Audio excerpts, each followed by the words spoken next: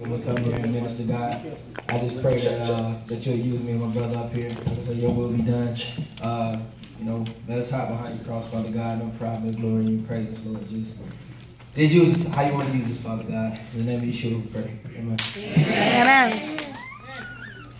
Ha! 10-4. Well, I go by Say the Chance, you know what I'm saying? This is my brother Lois, you know what I'm saying? So we're going to just start off, set off with acapella, and then I'm going to get into some music for all of them. Lois, man, we got to do it.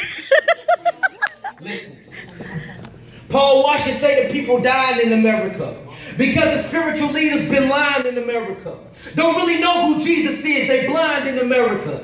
But got the people in the service crying and hysterical.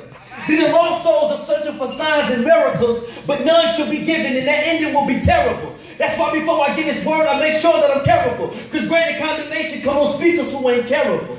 You see, nowadays preachers get a feel-good message. And at the funeral, they say everybody's in heaven. Say, seek ye first the kingdom of heaven and get a Lexus. When they die, I bet they fry in a place that's hotter than Texas. That's why when I'm up giving the lesson, I use discretion. Speak nothing but the word and got the spirit for protection. If you bring a love offering, I'm going to count it a blessing. But not telling you that giving your dough is going to end the stressing. Huh? I'm tired of seeing my people misled in the church.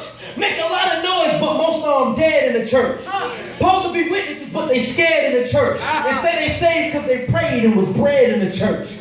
But it don't matter that your daddy is the deacon or a preacher man. If you sing in the choir with your sister, cousin, niece and them. If your grandmother is a mother or your brother drive a van, you die and wake up in a frying pan outside the Father's hand.